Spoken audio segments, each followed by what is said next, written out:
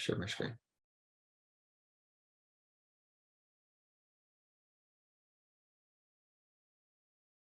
Okay.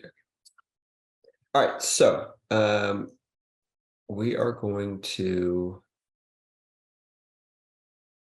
pick up where we left off last time. So I'm going to go over to modules, and we finished class diagrams. And so we're now in activity diagrams, which is going to be our last module. Once we finish this, you guys will just be focused on your project and finishing that up. Your fourth quiz for class diagrams, it says it's due April 7th, which I believe is this Friday.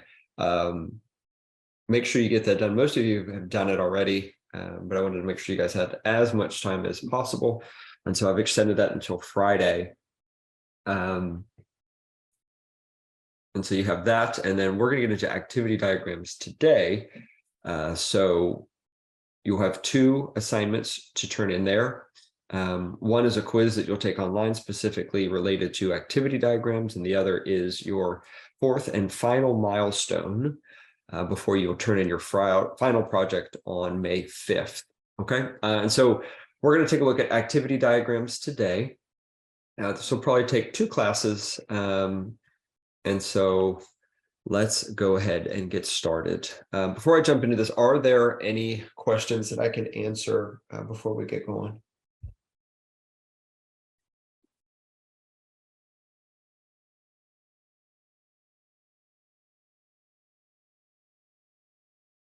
Okie dokie. Well, let's get started like this.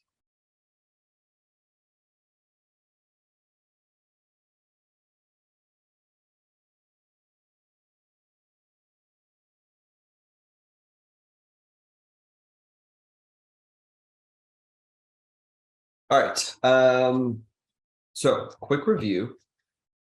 As I said already, we finished up with activity diagrams. No, we finished with the class diagrams before, and now we are going to be looking at activity diagrams. I know last time we did some stuff with the meal maker, but we're ready to jump into this now. All right, so quick review. With class diagrams was all about the relationship between classes.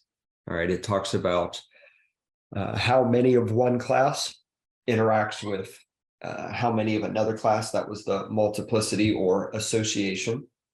And then we looked at another type of relationship between classes, which was inheritance, talking about a generalized or a specialized version of a class. And the third part was a whole to part relationship between the classes. And that's where we looked at ideas like composition, where you have a class made up of other classes.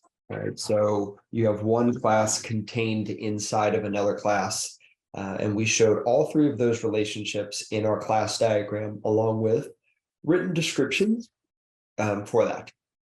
And so that leads us to our final type of diagram that we're going to look at this semester, which is activity diagrams. And activity diagrams essentially describe the process from start to finish that somebody would go through. So kind of similar to use case, where use case diagrams focused on a specific user and how a user can interact with the system.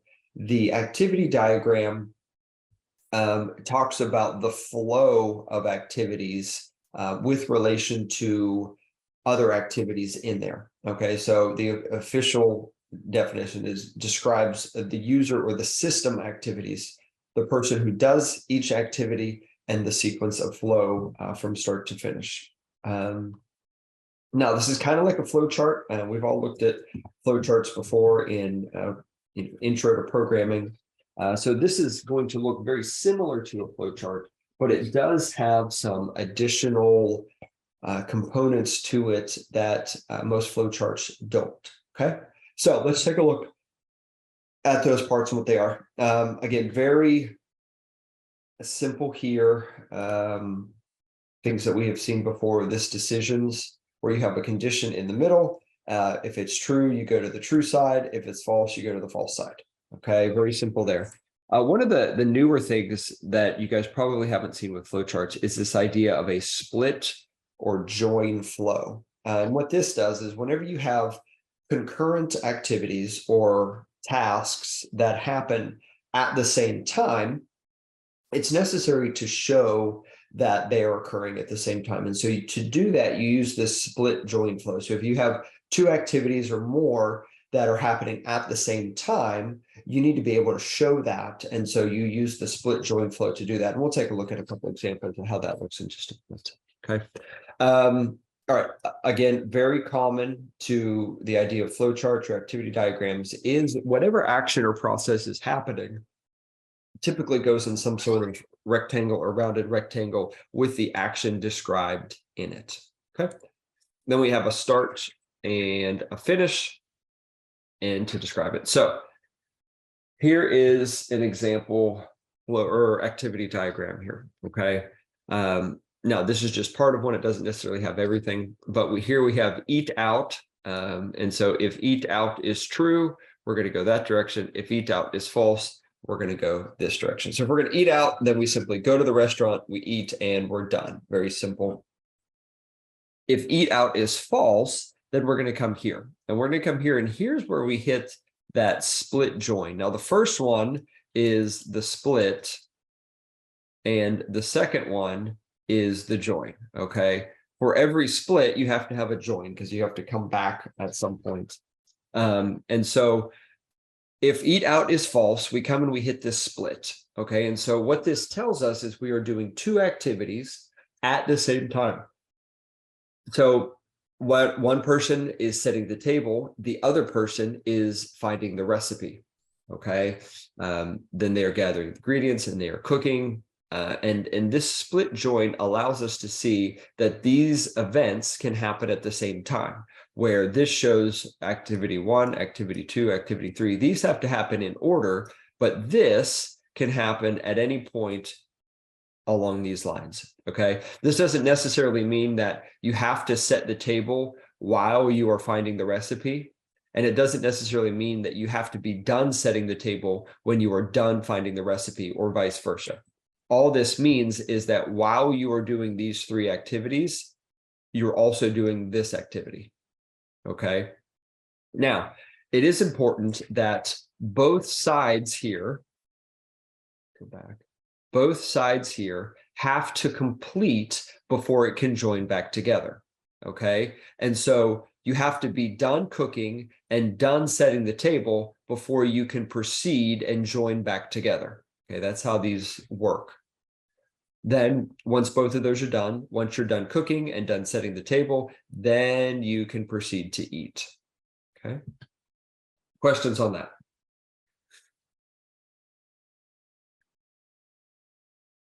Okie dokie. Let's move on. Okay, here is another example of an activity diagram. So we have our initial node up there at the top, that's the start. And the first thing that we are going to do in this activity diagram, let me see if I can get this all into one page. Okay.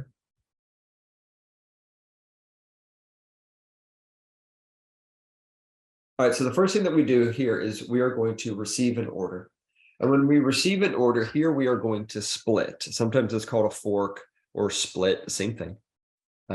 You know, it wouldn't be programming if we didn't have 6 names for the same thing. So that's sometimes it's called a fork, sometimes it's called a split. Okay, and so you see here, we're going to split and do 2 things concurrently. One side, which is this side, relates to payments. This deals with revenue. And this side, let me use a different color. This side deals with filling the order. Okay.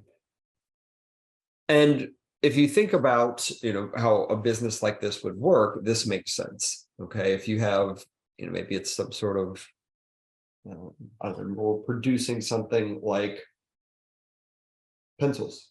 Okay. And so we have a pencil factory, and in the pencil factory, we have the actual part of the factory or the warehouse that makes packages and ships the pencils. And then we have like a billing department that handles receiving the order, receiving the payment, sending the invoices, all that sort of thing. Okay. And so let's kind of walk through how that would work if we had a pencil company. So the first thing that happens is we receive an order, and maybe the order says we would like 10,000 pencils. Okay. And so two things happen all at the same time. So we're going to fork here. Let me grab a different color. We fork right here, and we're going to go two different directions. Our warehouse is going to begin filling the order, which includes making the pencils, packaging the pencils, getting them ready to ship. At the same time, our billing department is going to take that order and create an invoice for it. They're going to say, okay, so you want 10,000 pencils, each pencil costs this. That brings the total amount for the pencils this. And then we have shipping. Here's how you want it shipped. You need it by this day. So shipping is going to be this amount, taxes this amount. And the grand total comes to whatever this is. And then they take that invoice, and they're going to send the invoice to the people that sent the order. Okay. Now, on the other side, after that order is filled, then we have a decision here. Okay. And you'll see this, especially if you look at examples online, the formatting is slightly different. Generally, the condition goes inside of here. Okay. And it should be written kind of as a question. And so it's like, is this a priority order, or does this need overnight delivery? And if yes, we'll go to one side. If no, we'll go to the other side. And sometimes it's written like this instead, where they actually put instead of putting true and false on the side, they put the actual decision or the actual values. And so if it's a priority order, we're going to go this side. Okay. And again, that would be contained inside of the order for what kind of delivery is requested. So regardless of which type of delivery, one of these two is going to be selected, and then we'll merge back here. Again, there's different formats. Whenever you have a decision like this, sometimes you'll see it formatted where it comes back together like this, and sometimes you won't. Sometimes it just looks like this. Either way. So they set up the delivery and actually send the package. And once the package is sent, we have to wait and stop right here. Okay, remember, we cannot join again until both sides, or all three or all four, however many splits there are, until all of them have reached this point. Okay. And so we cannot close the order, which would be the next step, until all activities on both sides have completed. And so we sent the invoice, and now we are waiting to receive payment. Okay. Let me ask you guys a question here. According to this flowchart, does payment have to be received before we send the product? Let me ask you that again. Does payment have to be received before we send the product? Do we send out our pencils before or after we have received payment? According to the flowchart. Okay, with two separate answers. One's before, one's after. Okay. Now let's explain this. According to this, let me clear out our drawings. Go back to it. Here's what's important to understand. So we have a split right down the middle. So we have this side and we have this side. When you are looking at splits, don't necessarily look at the vertical ordering of the processes to determine when they occur. For example, don't necessarily assume that because this is lower than this, that receiving payment has to happen afterwards. Okay. Sending the invoice may be the very first thing that is done. It's also possible that the order gets filled and shipped before the invoice is sent. Okay. That's the reason for splitting it. When you split it like this, it allows each side to proceed independent of the other. But where the join occurs is important, because this is what shows you where the bottleneck is. You cannot proceed past this point until both sides have completely finished all of their processes. So for example, we cannot proceed to closing the order until we have received payment and shipped the product. Okay. Now, going back to my original question, do we ship the product before we receive payment according to the flowchart? And the answer is yes. We know that because right here is where we ship the product. And we don't necessarily receive payment at that time. And so if we wanted to set up our business to where we only ship the product after receiving payment, we would need to take this and move it after the join. Okay, let me show you that again. We would need to take these two, or actually this whole decision right here, and move it after the join. What that would do is that would ensure that we fill the order, or we can fill the order at least, and we receive payment. And then once we have done both of those, filling the order and receiving the payment, only at that point would we ship the product. Okay. Right now, because these two things are independent of each other, it's possible that we ship before we receive payment. Now, that doesn't mean that we can't receive payment first, only that it's not required that we receive payment before shipping the product. Okay, does that make sense? Are there any questions on that specifically?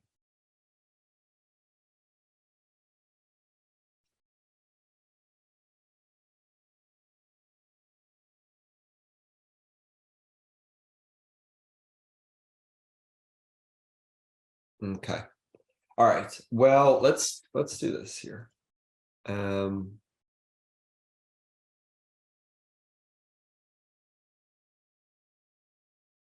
Let's cover one more part. We'll stop right here after we cover this today, because I want to give you guys some time to think about this in the context of your program. So there's one final thing that we haven't discussed yet when it relates to the activity diagrams, and that is this idea of what are called swim lane headings. Okay, and these are essentially columns separated by user or entity that shows which processes are related to a particular user, or more specifically, what processes a user is responsible for.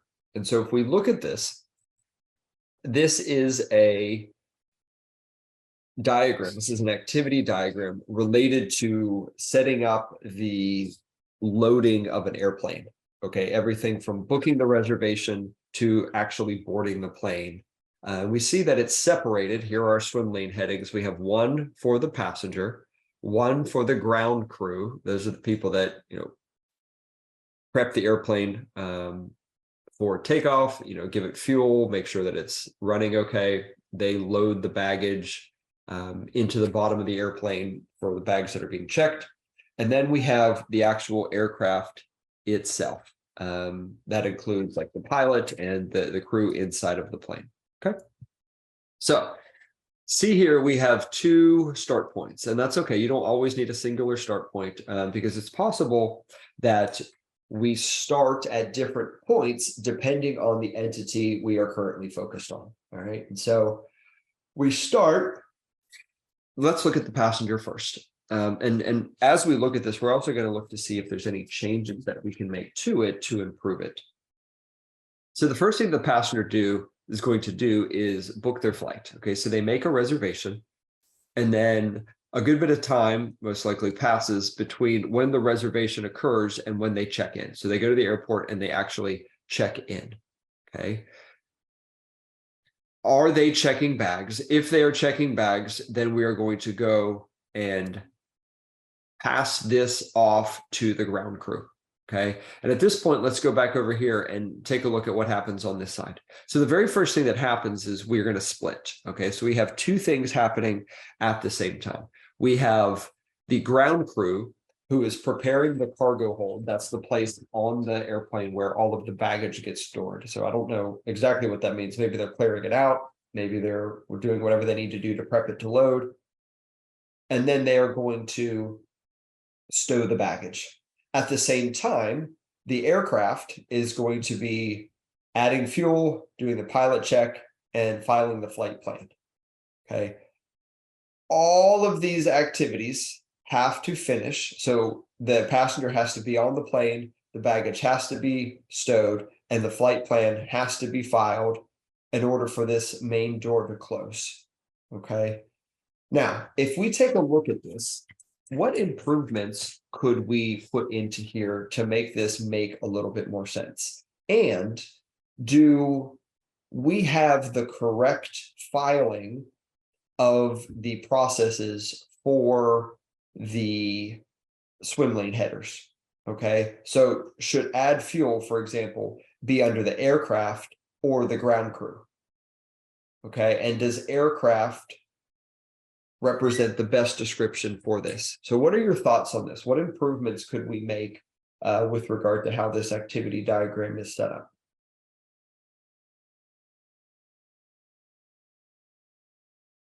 Take a minute and look at it. Type in chat or just speak and let me know what your thoughts are on this.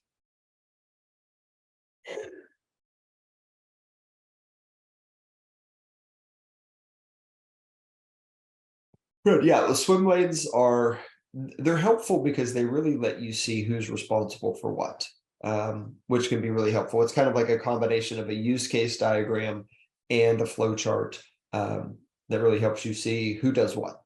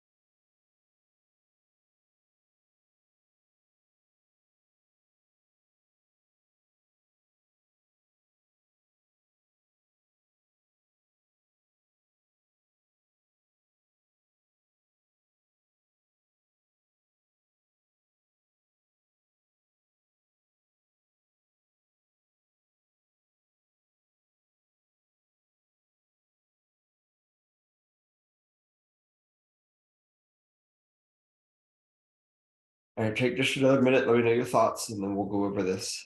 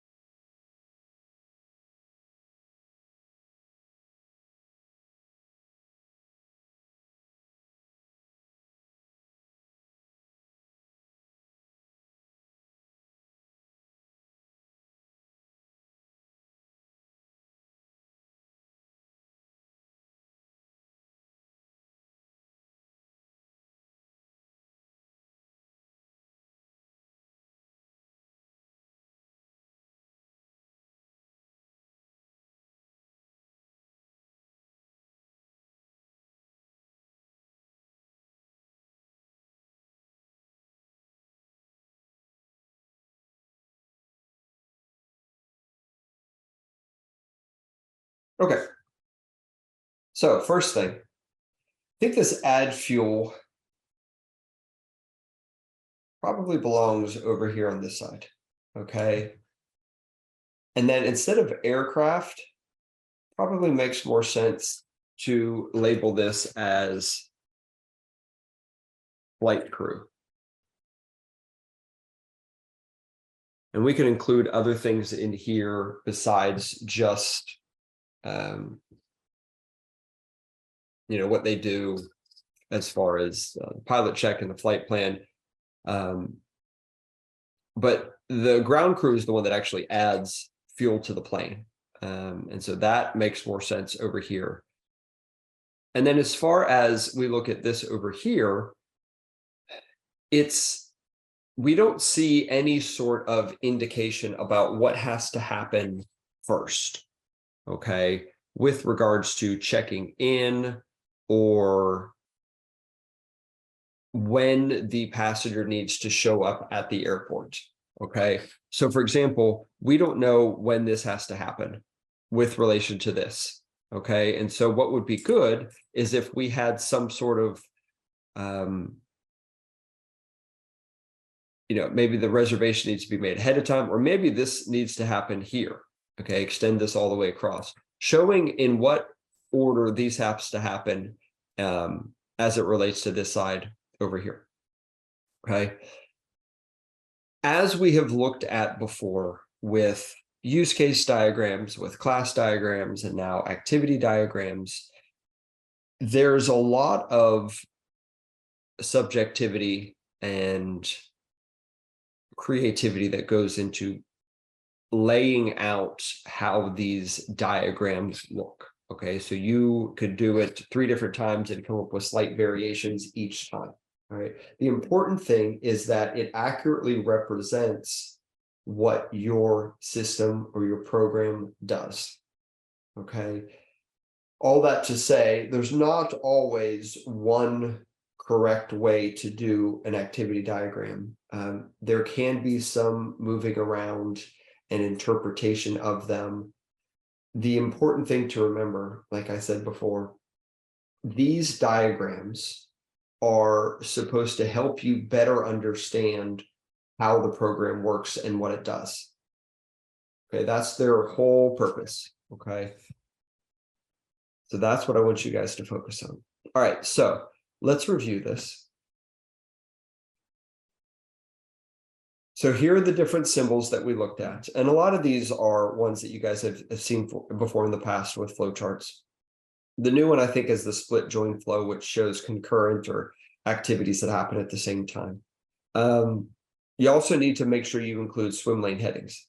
So for every user, go back and look at your use case diagram. For every user that you have, you should have a separate swim lane heading. Okay. And the final thing that you need are the descriptions. Okay, you should be used to these. We needed descriptions for the use case diagram. We needed descriptions for the class diagram. The descriptions, as with the previous 2 diagrams, simply show they're a written description of each part of the diagram. So if you are going to explain each step of the diagram to somebody, that would essentially be your use case, or sorry, your activity diagram description. Okay, so you would say a passenger starts by making a reservation. Then they will check in. After they check in, they will determine whether or not they need their bags checked. If they need their bags checked, they will get passed off to the ground crew who will stow the baggage. Afterwards, the passenger will board the plane and then wait for the ground crew and the aircraft or the flight crew to be ready. For the ground crew side, they will first split from the point it starts with the aircraft. The ground crew will prepare the cargo hold and stow the baggage from any of the passengers that need their bags checked. After the bags are stowed, they will wait for everyone else to be ready. On the aircraft side, fuel gets added. The pilot will do the check to make sure the airplane's ready, and then they'll file the flight plan. Once all 3 swim lane headings have completed their tasks, they will join back together, the main door will be closed, and the flight can take off. Something like that is what you need for the description, okay? All right, what questions do you guys have for me?